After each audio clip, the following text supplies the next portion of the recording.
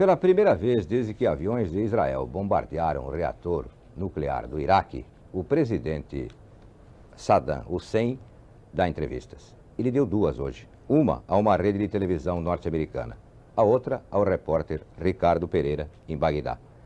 Veja essa entrevista, ela é muito importante para o Brasil.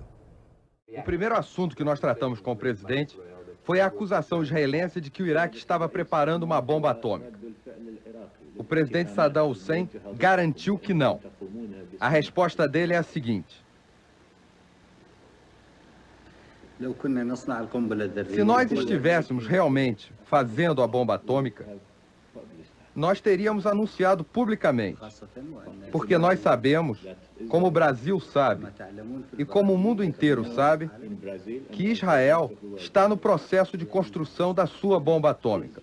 Não, nós não estamos construindo uma bomba.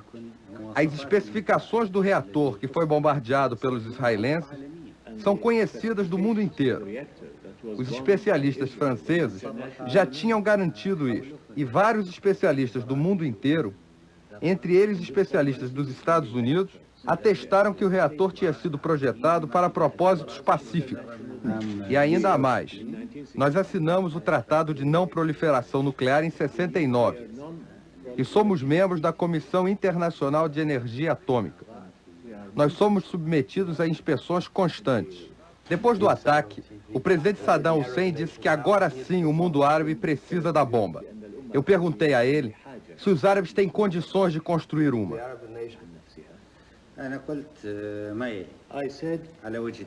O presidente Saddam Hussein disse que a afirmação dele foi a seguinte, que depois que ficou claro para o mundo inteiro, pelas próprias declarações dos israelenses, que Israel está construindo uma bomba atômica, ficou claro para todas as nações do mundo, para todas as nações que tenham responsabilidades para a paz, que a paz do Oriente Médio precisa de uma bomba árabe hoje. Isso independente da capacidade, do potencial dos próprios árabes.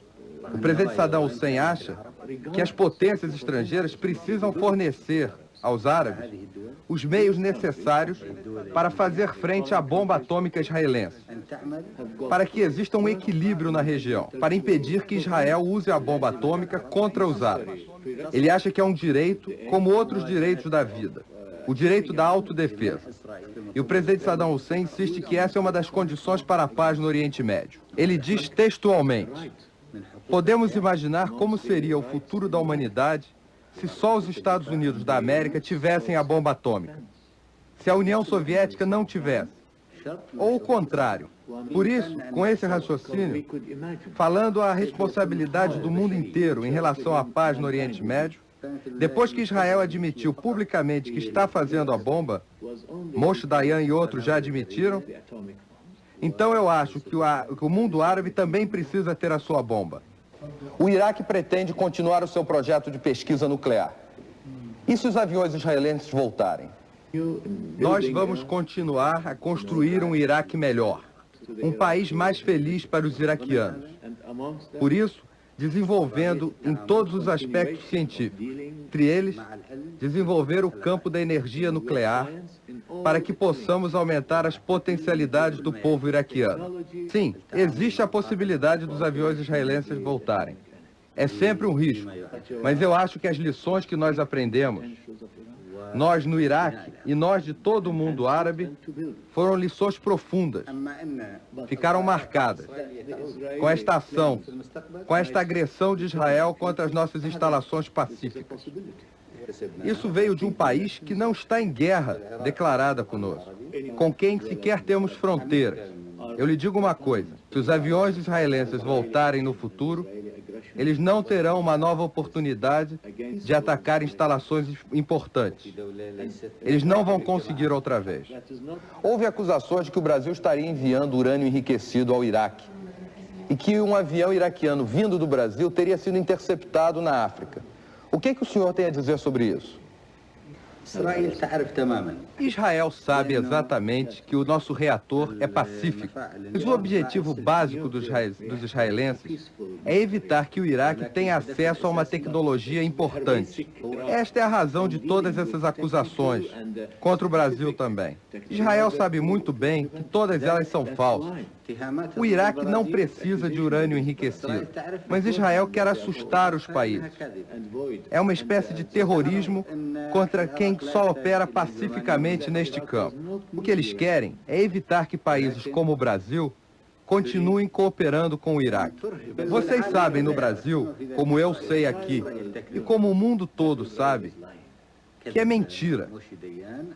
Moshe Dayan e Menachem Begin mentem o tempo inteiro. Menachem Begin disse que atacou num domingo porque os técnicos franceses estariam de folga. Mas ele sabe muito bem que o descanso aqui é na sexta-feira e não no domingo. E ele sabe que os franceses que trabalham aqui trabalham no nosso horário. E Begin mentiu novamente quando disse que atacou logo, porque se deixasse para atacar o reator quando estivesse em operação, a irradiação destruiria a cidade de Bagdá. Ele sabe que isso é mentira. Se o reator estivesse em operação e fosse atacado, a irradiação só afetaria o prédio, a área de segurança do reator. Begin quis dar um toque humanitário ao seu ato criminoso, imaginando que ninguém fosse saber da verdade. Amanhã há eleições em Israel. Se houver uma mudança no governo israelense, pode haver uma mudança nas relações entre os árabes e Israel? Já me perguntaram isso muitas vezes. E eu sempre digo o seguinte, que nós, no Iraque, não estamos muito preocupados com quem está no primeiro plano ou nos bastidores da política em Israel. O que nos interessa é que haja uma mudança de mentalidade, que se admita, afinal, que Israel está cometendo um erro histórico em relação aos árabes, tentando chantagear os árabes, violar a sua soberania e a sua segurança. E eles acham que isso vai continuar assim. Não tem nenhum respeito pela capacidade dos árabes e não conseguem analisar o desenvolvimento da política internacional.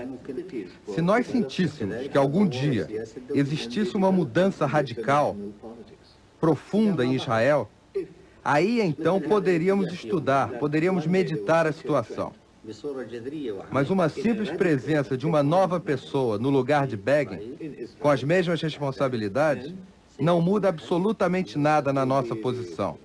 As mudanças na política do Irã, a saída do presidente Bani Sadr, podem alterar o estado de guerra? Bem, eu acho que nós não podemos colocar toda a responsabilidade da guerra nos ombros de Bani Sadr, embora ele, em 1980, tenha dito que o exército iraniano marcharia sobre Bagdá e que o Iraque não poderia resistir. Temos que agir de acordo com a realidade. Por isso, qualquer que seja a mudança no Irã, não podemos julgar agora, só com resultados. Se algum grupo surgir no Irã que possa tomar decisões e que queira a paz, e que aceite fazer as concessões para acabar a guerra, que assegure o direito e a soberania do Iraque na água e na terra, e respeite o direito dos árabes do Golfo, aí sim, aí nós daremos as boas-vindas. Eu perguntei ao presidente Saddam Hussein se ele está planejando ir ao Brasil. Assim que surgir a oportunidade, disse o presidente do Iraque, eu devo visitar o Brasil. É um país amigo. E nós louvamos muito esta amizade, do governo e do povo brasileiro. Nós estamos determinados a continuar desenvolvendo melhores relações com o Brasil. Isto no interesse tanto dos brasileiros como dos árabes. E nós também estamos esperando que os principais dirigentes brasileiros venham ao Iraque, entre eles o presidente Figueiredo.